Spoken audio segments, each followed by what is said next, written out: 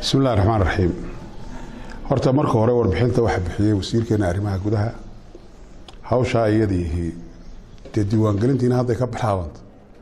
oo maanta way socotaa. wasiirkuna uu sheegay in halka wax dhibaato ka dhacay wasiirkeena arrimaha gudaha wasiirka warfaafinta ama wasiirka xigeenka warfaafinta ku yahay ku doonaba ha ahaadee warka uu sii daayay wuxuu yiri dadka reer Soomaaliya sanaago hawsha diida anna way ku garab taaganaa sidii ruushka muu oran Puntland ba talaabo qaadaysa laakiin dadweynihii reer Soomaaliland buu weydinka dadweynaha reer Soomaaliland way maqlayaan oo dhageysanayaan waxaan filayaa uu iska laab la kacinay tahay muxuu ahaa dadkuna kuma jiboodan ku garab taaganahay waxa weeye dadweynaha reer Soomaaliland waa reer Soomaaliland Soomaaliya sanaag waa reer Soomaaliland dantoodana way garanayaan halka yihiin oo way ogsoon yihiin loo sheegi maayo marka wasiirka waxba ku talax tagi maayo arintiisa waxa weeye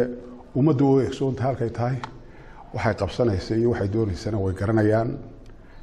meel kale fariin looga soo diri maayo waan idin garab taaganahay macna ay sameynaysaa ma jirto aad u mahadsantii wasiir su'aal kale ku weydiiyo doorasho ayaa ka dhacday golaha wakiilada gudoomiye cusub baa la doortay xukuumadii ataatiin waxaad geyseen ciidan dheeri cidda imika golahu u xidhan yahay xildhibaano badan baa la celiyay shaqaalihii baa saaka la celiyay cidda uu golahu u xidhan yahay bal uma dooshay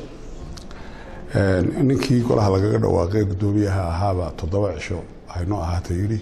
inta uu xidhanta waa inta marka ay 7 maalmood gaadhana waa la furayaa golaha wax mushkilad oo jirta ma jirto xagga kale muxuu ahaa gudoomiyaha iyo hawsheeda qoladii diiday maxkamadda ay tageen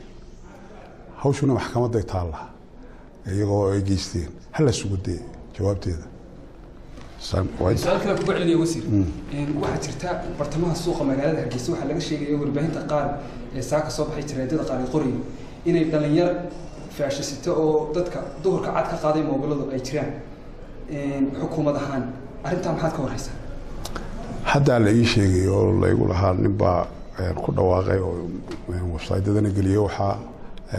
waa daba socon hawsha iyada cidda warka faafisay iyo hanoo tilmaamo hanoo sheego annaga qabanayna